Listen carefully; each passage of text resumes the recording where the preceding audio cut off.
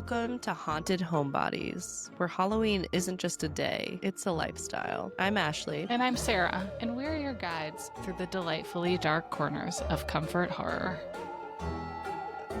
I don't even remember when you texted me, but you added me to your family plan on Apple TV. Thank you. We're now officially family members. I don't know if we can...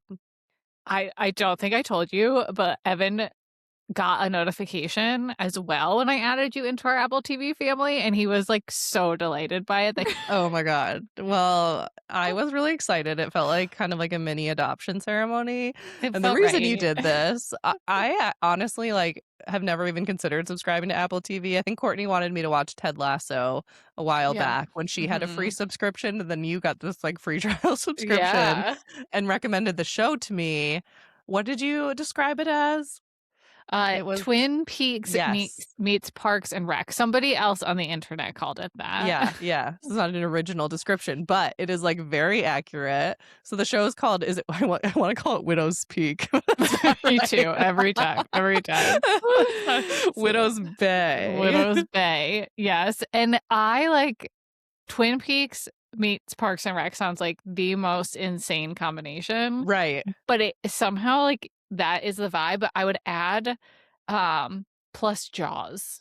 Yes. The mayor and the choices he makes, it's like very Jaws vibes. Totally. And I can't tell you if I like him or not, which I enjoy. Like, I think he's a good complex character where you're like kind of rooting for him, but also like this guy is just like not getting it. But he's getting like punished plenty. Yeah, well, like also, he's going through it. It's so interesting because he's like such a dick to everyone who he works with and a bunch of the townspeople that he's mayor of. But simultaneously, I'm like, I get it. Those people are so frustrating. Really annoying. Yeah, the characters are fantastic. I told you it was also giving me the Fog vibes, which doesn't mean anything to you, but to other people, if you're a fan of that movie, which many cozy horror people are, we'll cover that at some point, and then we'll have to talk more about the show with spoilers, because luckily there's only been a few episodes, which I'm partially disappointed. Like, I thought I was going to be able to like log on and binge this, and I got to episode 3, and I was like, Wednesday? Next episode on Wednesday. So I'm watching it all along with the rest of you, but it was like an immediate like 5 out of 5 for me. It was just like I was like, oh, this is exactly like this is my alley. We're here. We've arrived. It's so good. I already had texted you about this before you watched it, but within like the first 10 minutes of the first episode, there is this joke about witch trials. Yes. And I was just like laughing for minutes after and days after about this joke. Just and I was like, oh yes, like this show is for me. It's so, it's like genuinely funny. And it's also like genuinely scary. Like there are some like moments where I was like, no. The crossface scene. I was like the TV, hiding. The TV scene. That was creepy too. I was hoping there was going to be something like that. I could tell. And it's just, it's so atmospheric. It's so creepy, but it's not like gory at all.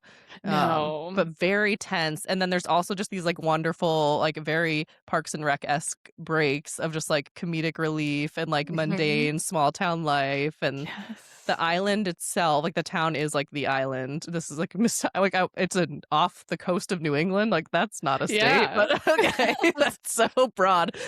They allude to it being like they talk about like Martha's Vineyard and Nantucket. So I'm guessing it's supposed to be just this like third mysterious undiscovered kind of Massachusetts island, but like they're not explaining that enough, and it's like totally fine. But it's very cute and charming, but also like kind of creepy. I'm like, I would totally, if this place was real, I would be on the next ferry.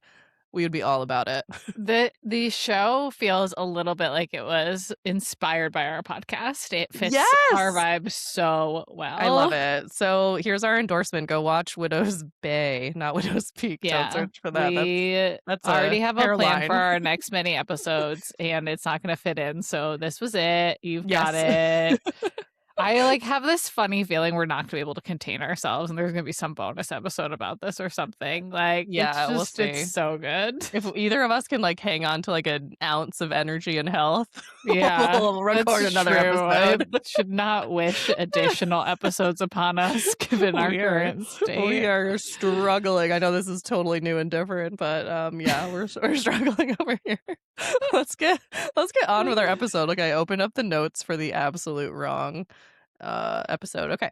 So I would have loved if today you just like went into something I totally know. And wrong. you're That like, would have yeah, been we did that. It was delightful. last week's episode. So Yeah. I'm at least with it enough to know that I was on the wrong one. Okay. Right. So we're back for another Haunted Tunnels episode, another super random, super fun little theme. And today we're throwing it back actually to, I couldn't even remember if this was still when I was solo podcasting or if this is when you joined me for the I'm creepy pretty sure medical that we did did this it one together. Yeah. Okay. But Mhm. neither of us can remember, so it's going to seem new to both of us. I was reading through my notes and I was like, one, like these aren't good. So sorry. And two, yeah, I was like, I don't remember recording this. I don't remember if you were there. I don't remember anything about it. It was right around the cusp of like Mhm. when things switched over. So that podcast doesn't exist anymore. So I'm recycling it. And I remember recording this for it was like kind of a creepy medical history podcast and thinking like, oh, I wish I could go more into the hauntings, but like, I don't want to put off the people that are like here for like the medicine and the science. So today I got to just like throw in a whole bunch of the little ghosts. Like I was just like, oh, there's a haunted tunnel and the place is haunted and everyone says it's haunted. And that was it. And today I'm still basically gonna say that, but just like a few more anecdotes. So I love it. Good. I want to hear about the ghosts. yes, as is customary, though, we're going to start with the history and then go to the hauntings because we both love the history too. So I'll try to deliver this in a little bit of a. I have no idea what the end of that sentence was. Anywho, I had to take a couple of Benadryl yesterday, and I swear to God, all day today, I was like, my cognitive abilities have slowed tremendously. They're actually like a lot better than earlier, which is not great. I So. just recently found out what it is that Benadryl does. What is it? I don't even know. So, as an antihistamine, what Yeah. it means is that it like stops your histamines from doing what they're supposed to do, which I didn't know was a thing. Your histamines are like what keep you awake throughout the Yeah. day. Yes. Yep. Yep. So yeah, Yep. we were gonna record last night, and then I was like, "Yeah, it's not gonna happen." I think I said my words were like, "I'll be too impaired." It's like I would just know. When I take one, I'm very sleepy. I took two, and I kind of felt okay. I think because like I was having like such a strong allergic reaction, Okay. and then like I woke up this morning and I was like, "Uh oh." Like, it's still in there. Anywho, we're here. We're trying our best. So today, what minute are we on? We're getting into it. Okay, we're not doing. So today we're going to be talking about the Waverly Hills Sanatorium, which is located in Louisville, Kentucky, and I am looking forward to Evan's feedback on that. See, this one's mine. This one's my pronunciation that I know, and you did great. Hey, thank you. You I did tried my great. best. I hope I don't have to say Louisville. that again. I would say Louisville. give it like a little bit more of like a vowel at the end. Louisville. Okay. Yeah. I got Louisville. yeah, not too bad. Not too bad. Yeah. Okay. So let's orient ourselves for anyone not as familiar with US geography. So we are in the US of A. We're going towards the southeast corner, and we are flying all the way back to the year 1910. So around this time, we've talked about tuberculosis before, have we? I don't know. We've talked about like plagues. I don't remember what was going around in like our Donner Party days. That was It's a before good this, right? question. I That don't know. would Anyway. require my brain to think of a difference between tuberculosis and other old-timey diseases, which it does not differentiate. So it's old-timey, but it's also, like, still around. We still have to worry about this. We still have to take precautions, and it's very serious even to this day. It's not like we've got a handle on it. It's much more survivable, but it's still, like, a very serious disease for many people, and so tuberculosis was starting to kick around. For whatever reason, Kentucky was hit, like, super hard with it. Super, super hard. And so they were like, we literally need to build a facility to just help the people with tuberculosis. They kind of were getting the sense that, like, possibly this was, being passed on from, like, people being in close quarters. So the hope was that if people could then go to this facility and kind of like stay and live in this facility, possibly recover. They didn't really know how to treat it at the time, but then at least it wouldn't spread and like eradicate full on families as we've seen with other old timey diseases that would frequently happen. So It was a very serious problem in the 1900s, the early 1900s, I should say. We just wrapped up the late 1900s not too long ago. It was actually the leading cause of death in the United States at the time. So this was a big problem. And just to give tuberculosis its due, we got to pay it some respect, I suppose. This little bacteria bastard. So it I call it TB. That's kind of what we call it on the, medical streets. Okay. It was previously known by other nicknames though, including the White Plague and Ew. consumption. Oh, Um, right. yes, this is consumption. That's what they were calling it. They weren't calling it Yes. tuberculosis back in the day. Consumption sounds so old-timey. Yes, it So does. old-timey. Like, if you watch a movie set around this early 1900s era and people are coughing up blood, they have, like, their little kerchief and they're like, Yes, and then they're like, "Oh, always. no." Yeah, that's consumption slash TB. So it's a bacterial disease, and it's actually one of the older infectious diseases known to civilization. Oh, scary. Yes, civilization. So they have found tuberculosis bacterium on Egyptian mummies dating back to 3000 BCE. Wild. That's insane. Yes. So Wow. TV has been around much longer than we have. So that is why I'm Okay. like giving it a little bit of respect. Sure. And it's awful. So if you get TB, actually, if you get exposed to TB, a big chunk of people, like, nothing happens. Like, as a healthcare Oh. worker, we have to get screened, and sometimes people just come back positive, and you find out that you had TB, and it just was like nothing ever happened, but you just like had like a That's latent disease. Yeah, it's terrifying. happened to like someone I know. They just like didn't know they were exposed to it and just had it, and so like now every time they get a job, Are they have to get a you chest X-ray to make sure are it you hasn't like. contagious if you, like, don't show symptoms? I'm not sure. I don't think so, but you do have Okay. to. I think it can like what's the scientific word? I'm like in the medical field and I'm like when it awakens, like it can like activate. So they have to get checked Okay. and like if they get a Okay. chest x-ray to make sure that like it's not they don't actually have it. Cause like once Yeah. it's like you'll just keep testing positive like forever. Oh, It's one of right. those. Yeah. It's Okay. the whatever antibodies. I hope Steve, my brother-in-law, doesn't listen to this one. I'm like, the bodies and the bacterias and the antibodies and stuff. Okay, anyway. So the people who do get TB, this is kind of how it goes. You get this chronic cough that may be bloody, as I mentioned. You start losing weight, you're sweating, you have a fever, severe fatigue, loss of muscle, among other things. And then as it progresses and you get towards the end stages, you start to get in these really sunken in features, swollen extremities, diarrhea, and a rattling breathing pattern called the death rattle. Eee. Yeah, it's bad. No, It's thank bad. you. I put a little note in here, ask you if you ever saw the movie The Moulin Rouge. You must have. Obviously, when you first started talking about coughing up blood on a Yes, you handkerchief, thought of that's the that. first thing I thought Yeah. of. I have Courtney and seen I Moulin Rouge so many so many times. times. There was a moment where Courtney and I, like, just couldn't stop watching it and talking about it and singing the So songs. good. I know, I wanna rewatch it, but, like, I don't know. It's one of those things that was such a of the moment that now watching it kind of feels wrong. Like, I'm just gonna be, like, too nostalgic for that or something. I I don't don't know. know. I kind of feel like when you visit, if we can tear ourselves away from watching cozy horror, we should try Moulin Yes. Rouge. Yeah, we'll try it. We'll try it. I'd be if Yeah. I don't think I should watch it alone, I guess. Like, I feel like I need to watch it with, like, you Yeah. or Courtney. Like, I would just be, like, sad Yeah. and lonely. Like, "Where are my friends?" Okay, so we now know that tuberculosis is in fact airborne, and it's spread through things like coughing, sneezing, spitting. Don't spit on people. Sure. Definitely not on purpose, but that does happen. So it's like spread the same way that COVID is spread. So we all are very Okay. familiar, or should be, with how that happened. Of those infected with TB, as I mentioned, less than 10% of the cases turn into actual active TB. Like you may just have it and have no idea. But if you Okay. do get TB, the active version, it was like a very high probability at this time that you were going to die. So it had like an Yeah. 80% or so mortality rate. So it was very Okay. scary. As we saw in Moulin Rouge, spoiler alert, it ends in absolute tragedy. Why did we ever like this movie? It's like the saddest ending ever.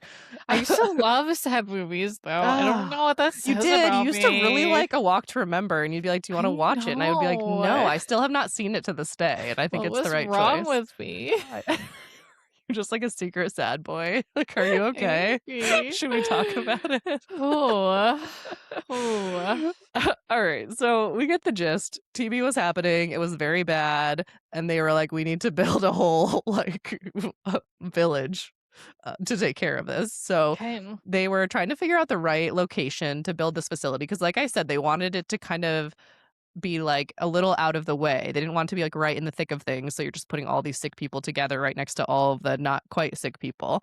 So they also had this vision, I think, to like form some sort of campus, which is like what it eventually came. It just started with a building and then it became like almost its own town. It had like its own zip code, its own post office. Like it was its own very own little world, which was kind of a thing in the early 1900s. Like a lot of mental health, like psychiatric inpatient facilities. This is like generous, making them seem like what a great thing. But it was this kind of like campus environment where a lot of the staff were not great, but a lot of them were, and they like lived, worked there. Like it was like their whole life was there too. So just was this very like self-contained environment. And the initial construction of the Waverly Hills Sanatorium was completed in 1924. As I mentioned, just many people were getting TB, so they just kept building like more buildings to try to accommodate more and more people. Overcrowding was a huge issue like across the board in America. It's like once they built these facilities, they just were like almost immediately overflowing with people. So many people were getting TB. It just was like more and more and more. So they kept trying to build more and more buildings. Something that is we can't ignore when we're talking about this era in US history is I read that they actually made multiple buildings and kind of had this one little segregated building for any Black patients and kept them completely segregated for the entirety of the time that Waverly Hills was open. And of course, there were like fewer available beds, fewer services, poor staffing. It was often just like Black people willing to work with the Black patients, just like a lot of really sad racist things happening. So I feel like we shouldn't ignore that part of history because that was real and happening and not that long ago. We're just so so disappointing as a country still. Okay, so let's talk about how the sanatorium even functioned. Like, what were we doing for people once they arrived? This was supposed to be, like I said, like a healing center. And some of the more conservative treatments, like, actually sound kind of not bad. I'm like, should we check in? Like, is this what we need? So, they felt that a combination of fresh air, heliotherapy, which is exposure to sunlight or like real or artificial, a healthy diet, and like bed rest was the way to cure it. And I was like, excellent. I just love that there is a theme on this podcast of you basically asking for someone to lock you up. I'm like, please just like put me in a place where I can just like get some fresh air and like have no responsibilities and like, sure, a little bit of sunlight. They did, I will say, take this to an extreme. So it was like rain or shine or snow. I didn't find them, but there are, I guess, pictures of people just like outside in their beds, just like under snow. Oh, no, that doesn't sound like it was helping. But in my mind, I'm like, it's like a sunny day. It's like the weather we're having here in Massachusetts right now. It's like 75. It's sunny. I've got a little light blanket when it gets breezy, and I'm just chilling. Just chilling. Don't tell me this doesn't sound appealing to you, too. Okay. So, yeah, so far, not so bad. And the primary building actually sounded like kind of lovely too. It just had sun decks that had beds on them for the patients. These like big open windows, they just kept open kind of like all of the time to just like let the fresh air in and out. But we are talking about medicine and we are talking about the early 19th century. So naturally, we're going to have some more extreme treatments that are absolutely heinous. So get ready. No. This is a horror podcast, okay? So the first one we're going to talk about is called the artificial pneumothorax. So this was a procedure in which they intentionally injected air into the pleural cavity, into like the space between like the lung and like it's like kind of outer pouch to collapse the lung, to force it to collapse. That doesn't sound right No, to no. me. A pneumothorax, a collapsed lung, is a very serious issue. You like feel like you can't breathe suddenly, and then it needs to be reinflated to like help the person continue to like survive. And It yeah, sounds so terrible. yes. So their rationale was that they thought that by deflating the infected lung, it would like give it time to heal. I'm like, I don't know. That's not how I that don't know. works. Yeah, It was like yeah. So bed rest for the lung.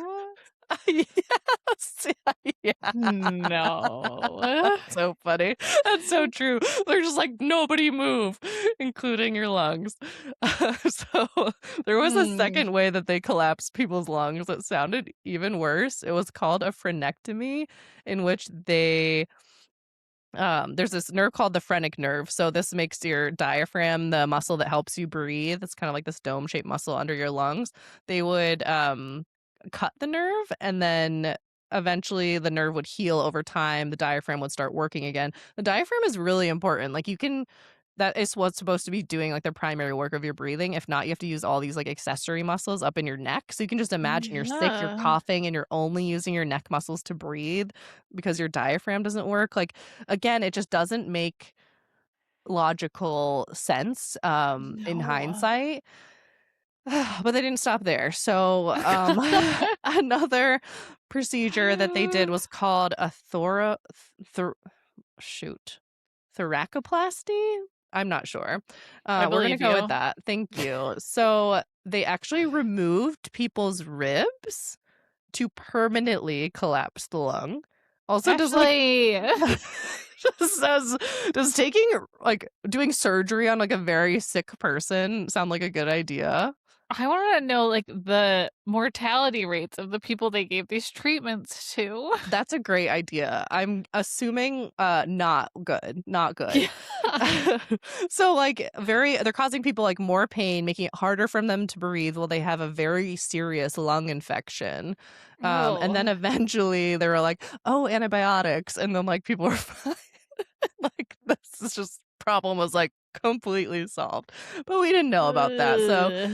I mean, I think they should have just stuck with the like let's get you like fresh air and like fruits and veggies thing. That like seemed good. Yeah. Like a little bit of sunlight, like a tanning bed and It feels like it was at least not doing more harm. right, right. Except for Yes. like maybe leaving people out in the snow. Like it was just, there were a lot of questions, which we know from Yeah. our brief stint into studying medical history. This isn't the worst thing that happened by like a long stretch. This is But yes, true. it was True. very basically they were just like kind of torturing people until they died rather than just like letting them die like That's naturally. I They were that like is the way to look at it. Yeah. yeah, unfortunately. And many, many people did die. As I mentioned, just the mortality rate of this, Yeah. there wasn't, like, none of this was treatment, let's be real. Like, until antibiotics were discovered, none of this was, like, helping people survive. Like, if they survived, it was because their own immune system was able to overcome, like, this Right. really, really deadly bacteria. So the exact number of people who died at Waverly is really not known. There's a lot of debate and for some Hmm. reason like a lot of inflation.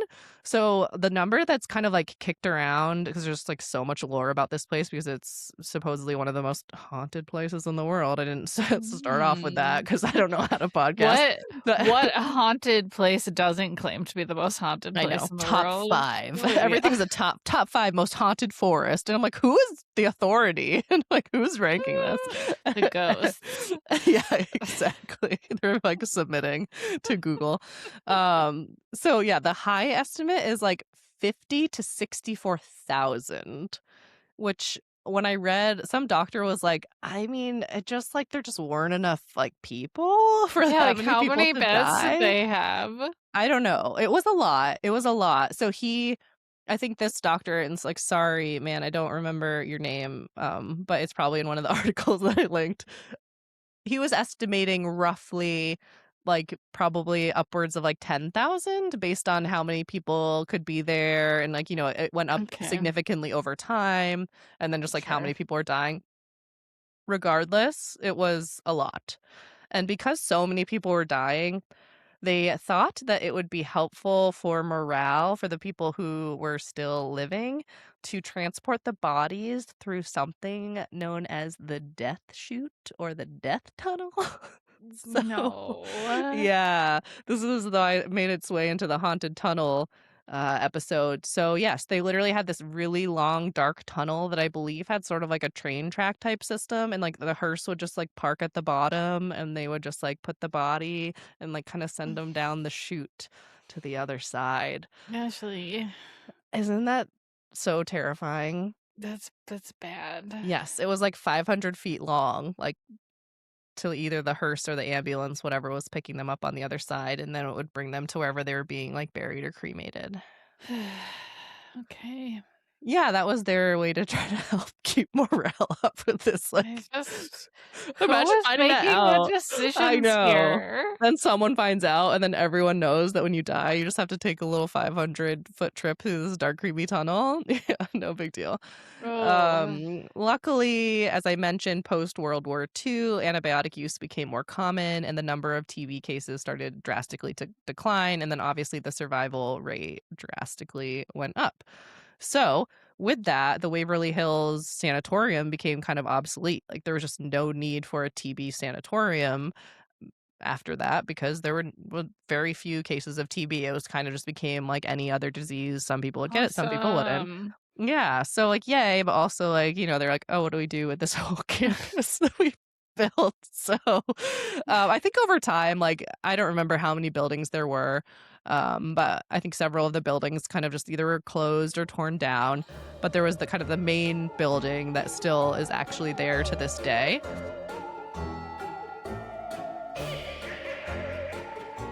So, what became of the Waverly Hills Sanatorium? This isn't good. I don't know why I said that like, "Oh, here comes the good part of the story." No, no, it's bad. So, I don't know if this place was just, like, doomed from the start, but in 1962, the facility became a geriatric care center.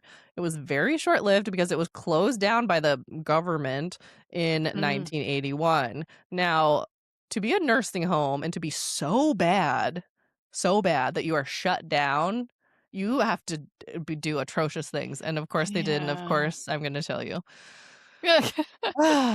So, it was initially called the Waverly Hills Geriatric Center for anyone who wants to read more about this, and then they changed the name to Woodhaven Medical Service. I'm assuming it either got bought out by another company or they had to do a rebrand because they were doing such horrible Mm. things. They wanted to try to slide under the radar for a Mm. little bit longer. So, according to a newspaper article in the Courier Journal on December 15th, 1980, it stated that an investigation into Woodhaven was the most extensive in the state's history. Oh. Not good. Okay, so here it comes. The claims against the home were extensive and some of the most horrifying I've ever heard. That's a lot. I worked in nursing homes and it's bad. Okay, I'm going to list a few. Urine puddles in the hallway, Oh. patients being locked in their rooms. That is No. this is straight up abuse. This is like no question. This is Yeah. straight up abuse. Um, Patients being deprived of hydration. That actually happens at a lot of places. It's like just give people water. I don't understand why that's so hard. Yeah. It's just water. It's literally free. Oh. Being unattended for hours, also common, unfortunately. Mhm. Falsified medical records, extremely illegal. And here Cool. is the cherry on top of the disgusting sundae. I'm sorry to do this to you. There were reports of roaches found on multiple occasions in a patient's bowel movement. No. Yeah. Mm-mm. Yeah. The Mm-mm. administrator, David Wilson, responded to this by saying, quote, "It was not a matter of dead roaches passed in the bowel movement, and somehow he felt that made it better." I don't understand. I don't want to understand. That definitely doesn't make it better. Nope, nope. So, yeah, they were just like the poop was just left there that the roaches like found a way to make a home there. That's Anyway, oh wait, no, there was terrible. more to that quote. Hold on. Let me try this Oh. again. The administrator, David Wilson, responded to this by saying, quote, "It was not a matter of dead roaches passed in bowel movement. Evidently, what had happened is the patient had had a bowel movement in the potty chair. Also, how disrespectful can you be? And Yeah. there were roaches in the potty chair." End quote. Nope. Dude. Not better. Not better. Also, I don't know why, but the Ew. name of David, I've like met other administrators named David, and like he sucked too. Okay, so good riddance to that place.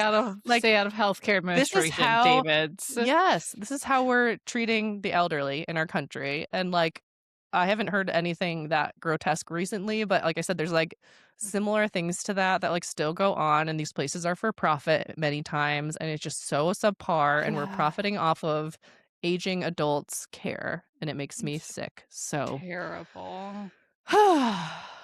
that place got closed down, thankfully.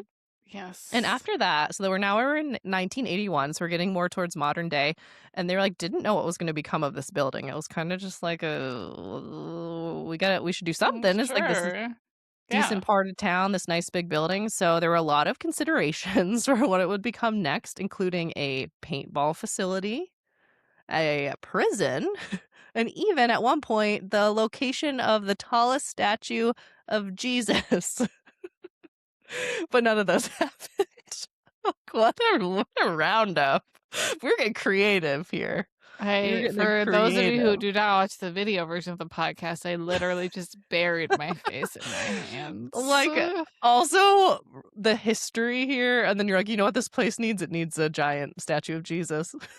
But like, and like, how is that related to like the other buildings? Like, were they gonna like house tourists there? That's so I don't know. bizarre. Like, I don't know if they were just gonna. It was maybe on a hill. It's called Waverly Hills, so maybe it was they were gonna tear it down and just put Jesus there in its place. They're like, don't ignore the news articles, ignore the death tunnel. Paintball facility totally makes sense. Yeah, that one actually, and jail too. Like, I think that would have been a relatively easy conversion. Sure. But yeah, none of that panned out. Yeah. So basically, the building was just left, and it was vandalized. It was in a state of disrepair. Even like I think someone died there. Like he just like fell on like an empty elevator chute or something. That sounds like a made up story, but I'm pretty sure that's real. So I apologize. Rest his soul. Then in 2001, it was purchased by Charles and Tina Mattingly, and the couple purchased it and began restoring it. So this was good because it was just kind of like overrun with vandalism and just people squatting there, and just obviously was not like a safe place for people to be residing.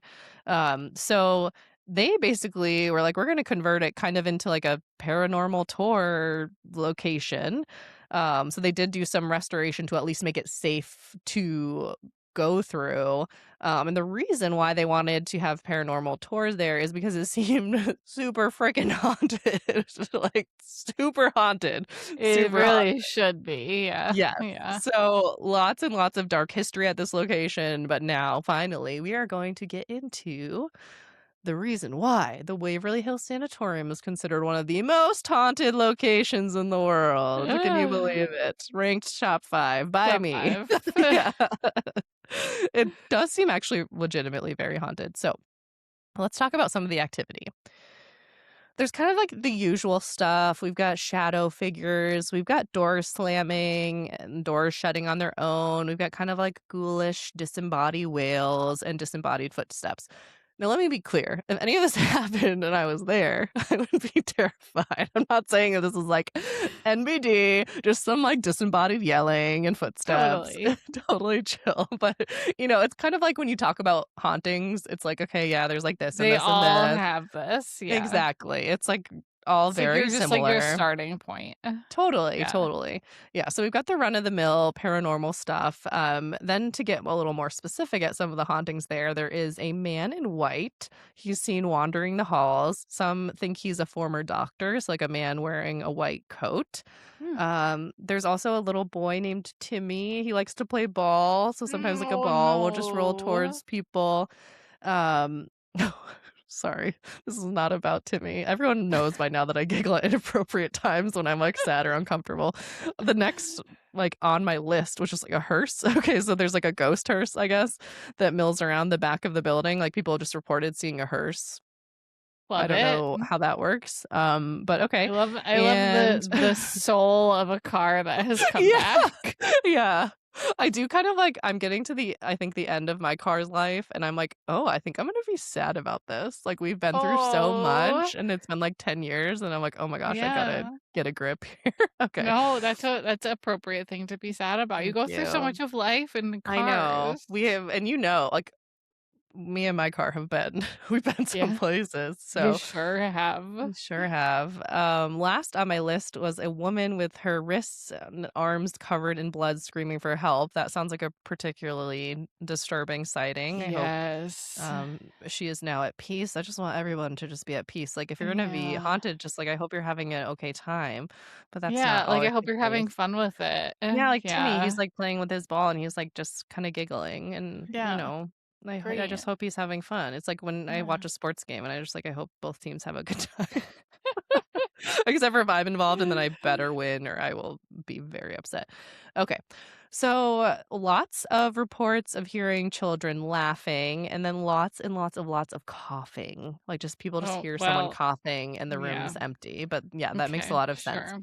Yeah. Some of the more sensitive visitors will say, kind of intuitive type people say that they have experienced pain in their rib cage and then have heard the sounds of like the painful, grotesque surgeries being performed. No, thank you. Yeah, hard pass on that one. I'm not going to sign up for that. I'll play ball with Timmy and maybe take a ride in the hearse, but that's it. When the building was abandoned, so, like, there was that period of time where, like, there was no one in there aside from people who weren't supposed to be in there, and people who were walking by would often see, like, lights on. Like, this place didn't have electricity, Oh. so that was disturbing. Um, and, I love kind of the creepy, but also like when the hauntings get a little charming. So I'm gonna go with this one being charming. Some visitors have reported the smell of freshly baked bread near the little dilapidated kitchens. There's like a little ghost That chef, is kind of delightful. right? Like if you're Yeah. gonna experience a little ghost haunting, like fresh bread, I love sure. this. Okay, Makes back me to the wonder why creepy. the chef is sticking around, Yeah, I but, don't know. I know. Maybe it's great. just the bread. Maybe it's a bread ghost. Maybe the chef wants to keep taking care of the other souls that are still Oh, there. that's so sweet. Don't make me cry. Okay. My therapist told me today that I shouldn't go up too high on my meds because she's like, "You still wanna feel things." And I was like, "You're right." Okay. I'll Back make to you the watch A Walk to Remember, then you'll feel No, things naturally. never, never. No. No amount of meds would ever be enough for that. Alright. Let's get back to the creepy hauntings. There are reports of 2 nurses dying on the property with possible foul play, and they're both associated with room 502. Like, this place just has these kind of outlandish stories that insinuate, suicide, murder, extensive Mm. cover-ups, like, very extreme stories that I both would, like, not be shocked if something like this happened and then was covered up, but also I'm just like, "This just sounds like a ghost story," and, like, a pretty classic one at that, so, um, pretty much there are, like, no official reports of any of this, like, they're completely unsubstantiated, And but just like it does scream, "We do a paranormal tour, and we Yes. wanted to be able to point to a very specific room." Totally, yes, so it's, like, room 502, and that's where all this stuff is going Yeah. down, like, it's very The Shining, it was, like, giving Yes. me that yeah, like, the haunted Do you room think vibe. they had a bathroom that was as great here No, as in The no Shining? chance. I know, no chance. I still haven't There is rewatched no that scene. better I bathroom. know, I need to just look up that bathroom 'cause it's so funny, like, love it so much. I need to know. I need to look at it. Um, so no matter what we believe about like hauntings, how much of this is legitimate, how much is this people's just like mind playing tricks on them with like all of the lore surrounding this place. There also have been reports of like kind of some aggressive like poltergeist type activity. So people have reported being hit, just being smacked, Ew. and there's no one there. And also having like things like fly at them, like objects either thrown at them or just like straight up poltergeist like flying around and hitting them. Classic. Um, this one really terrified me. On the 4th floor, there is a shadow figure that they call the Creeper, and he Mm. is just this big, dark, shadowy thing that just, like, literally crawls up the wall, and there was a Oh, picture of this thing, I was like, absolutely not. "Yeah." No, I can't. Nope. The creeper, no. Nope. No, I would scream and wet my pants, and that would be I like not stop my running. ghosts to be confined to the dimensions that Yes. I am confined Yes. to. Yes. No. No, it just yeah, no, it's so creepy. Of course, the most haunted slash creepy location that totally makes sense, like room 502, I'm like, I don't know about that. Mm. I would still be a little probably like, "Ew," like I'm along for the ride, but the most haunted location is, of course, the death tunnel. So in the paranormal Yeah. tours, due to the safety issues, I don't think they let people go down it. Maybe they do. I It'd can't be recall. I watched lame a if they video, but it was like didn't. 3 years ago. I know. I feel Yeah. like it's maybe like a not everyone can go. I don't know. You have to maybe sign an Okay, extra that waiver or something. I really can't yeah. remember. People have to do their own research if they want to go down there. But you definitely just like stand at the top of it and just like stare into the darkness and see if you Yeah. hear anything. Sure. Um so yeah, that would terrify me for sure. And what people have reported while standing at the top of the death chute is hearing doors being slammed. I'm not sure that there are doors like in the tunnel, but maybe. Hmm. They'll hear or they'll see lights shining. That's not supposed to happen. There's no lights down there, or at least nobody turning on the Okay. lights.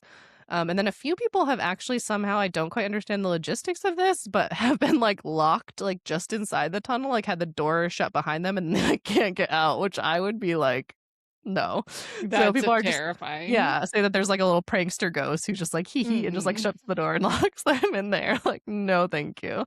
Others have reported hearing strange noises, or the distinct feeling that they are being watched. That one just gives me It's the a classic yeah. haunting, but, like, Yes, it yeah. still, like, freaks me out. The, like, Yeah. feeling I think we talked about it last week in the Hoosick Tunnel, that feeling of, like, just, like, someone's walking right behind you, but no one's there, like, that Yeah. freaks me out so much. Mhm. Oh, I can't stand it. And that's all I have for you on the Waverly Hills Sanatorium. Well, I loved getting that refresher on it, even though I remembered pretty much none of it Yeah, from before. same. And really getting to dive into the haunted pieces. Yeah, that was fun. That was fun because there's Mhm. plenty. I try not to like fully just scrape like people's own original experiences and kind of give like a more generalized because I'm like I feel like that's kind of like their own story Sure. Yeah, yeah. tell to a certain extent when it's like a really specific thing. But yeah, I mean there was just like so much and like so much just repeating like this happened to this person, this person, this person. Like it just does seem like really haunted. One of the Yeah. articles I linked, it was one of the person who like runs the blog was like talking about like how they went there and like something specifically happened to them and they're kind Ooh. of like interested in hauntings, but not just like a, "Oh, I'm just gonna, like, say whatever to just get, like, clicks." It was like, "Oh, wow, this place is maybe for real." So, I'd like to Well, go there add it someday. to the list. I'd like to go there. It's interesting because I remember reading about this, and we went over, like, several facilities that were just so horrible and such horrible things happened, and when you read through the medical part, it's like these procedures are barbaric, but they were being done with the intention of healing. Yes. It wasn't Yeah.